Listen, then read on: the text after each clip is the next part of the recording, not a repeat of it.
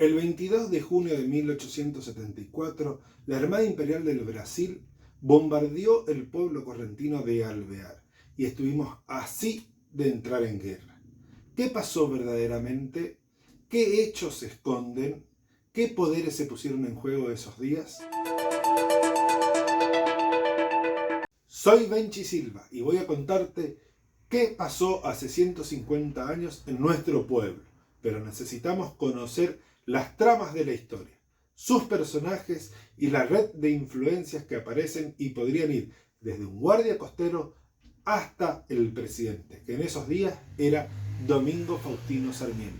El jueves 18 de junio a la tarde, en el puerto local de Alvear, se encontraron el médico brasileño de la Armada Imperial. Sí, Brasil era un imperio y su emperador era don Pedro II. También es cierto que había una guarnición de la Armada Imperial en Itaquí, llamada Flotilia do Alto Uruguay, la cual fue creada en 1866 como un reaseguro en épocas de la Guerra de la Triple Alianza, 1864 a 1870, luego de la invasión paraguaya a la zona.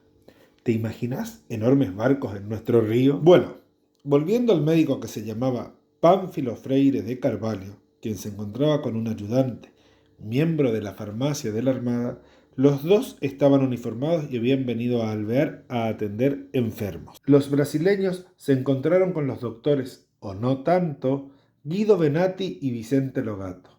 ¿Por qué digo esto? Es que la antropóloga e historiadora Irina Podgorny plantea que los italianos eran unos charlatanes que iban de pueblo en pueblo viviendo de sus fechorías. Pero Benatti tenía un título de comendador masónico, con autorización para crear logias en el interior del país, a partir de lo que podemos entender su llegada a nuestro pueblo. Recordemos que gracias al libro El combate de Alvear, el cañoncito, del escribano Jorge Silva y de otras investigaciones, conocemos la influencia masónica en los orígenes de Alvear. Al encontrarse el doctor Pánfilo con los italianos, se armó una pelea entre ellos, siendo el cirujano brasileño quien llevara la parte más grave en la pelea, incluso manchando de sangre su uniforme. Recordemos que este hecho, la pelea, fue el jueves 18 y el bombardeo fue el lunes 22. ¿Por qué esta diferencia de tantos días entre un hecho y el otro? Porque el jefe militar de la flotilla, y atención, aquí viene una de las partes más difíciles de la historia, y es mencionar el apellido del teniente, o sobrenome, como lo dicen en portugués. Przewodowski. Sí, así como suena y así como lo ven aquí. Przewodowski. Stanislao Przewodowski. Su apellido por ahí varía de cómo aparecen los documentos de la época, porque bueno, es muy raro. Entonces, Przewodowski envió el viernes 19 de junio una carta al juez de Alvear a través del vicecónsul imperial. Sí, gente, teníamos consulado de Brasil en nuestro pueblo. Entonces, el vicecónsul Santiago Barreiro solicitó un pedido de informes sobre los hechos sucedidos al juez pedáneo Cirilo Leiva, pero el juez nunca dio respuestas. Federico Palma, historiador correntino, quien escribió el libro Historia de Alvear, en su primera edición de 1958, que contó con el prólogo del doctor Miguel Susini, da a entender que la pelea se dio porque el vino es mal consejero, lo que en criollo lo conocemos como pelea de borrachos. Por otro lado, don Nene Romero, que era un entendido y conocedor de nuestras historias, relata en el diario El Observador, en una edición de 1995, una versión que indicaba que el doctor Pánfilo había sido detenido en nuestra localidad porque se había negado a atender a un enfermo, quien era un distinguido vecino de Alvear.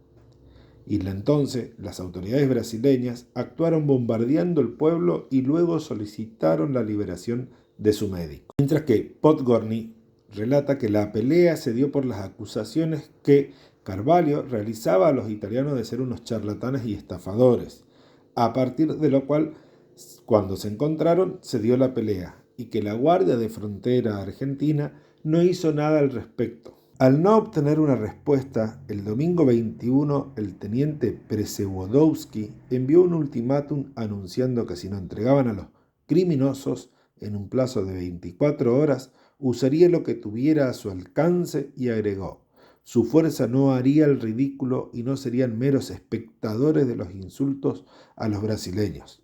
Recordemos que el doctor estaba uniformado cuando ocurrió la pelea. La flotilla Alto Uruguay estaba compuesta por varios barcos, tales como los monitores Río Grande, Alagoas y Lamego, las cañoneiras Tramandaí y Vital de Negreiros, así como otras lanchas. El monitor Alagoas había tenido un papel muy importante en la batalla de Humaitá, en la cual había combatido junto al Río Grande, batalla que fue decisiva en la Guerra del Paraguay. El lunes 22 de junio a la mañana, los barcos se posicionaron a mitad del río Uruguay, apuntando sus cañones al pueblo. Y a las 12 del mediodía, el estruendo de un cañonazo inauguró el bombardeo que se repetiría cada hora hasta las 16. Imaginemos el temor generado en la pequeña comunidad al escuchar las bombas y con el recuerdo todavía presente de los tiempos de guerra y la invasión paraguaya. Las bombas cayeron a una gran distancia de las casas en la pequeña villa, más específicamente donde hoy está el Club Centenario y la Capilla San José. Los proyectiles quedaron en posesión del Museo Provincial. Con los 4 bombazos, el teniente Przewodowski consideraba salvado el orgullo de su escuadra, aunque luego fue denigrado de su cargo en un juicio de guerra. La población de Itaquí rindió homenaje a su héroe llamando al teatro local con su nombre, inaugurado en 1883, mientras que en Alvear se nombró a la calle principal con la fecha 22 de junio en honor a la defensa de la soberanía. Dicha calle es la actual Centenario, que cambió su nombre por los festejos del 25 de mayo de 1910. Sobre esta información nos cuenta Diego Petrusinski en la fanpage Yo Alvearense. Este relato en forma de crónica pretende ser el inicio para averiguar realmente qué ocurrió, quiénes fueron los personajes protagonistas de los hechos, que casi generan una guerra en un pequeño pueblo que apenas tenía 11 años desde su creación. El trabajo colaborativo, la digitalización de documentos históricos y la voluntad de conocer nuestro pasado tienen que movilizarnos, como dijimos al principio, para investigar lo que sucedió, desarmar los mitos y buscar datos comprobables que incluso pueden cambiar lo que contamos hoy.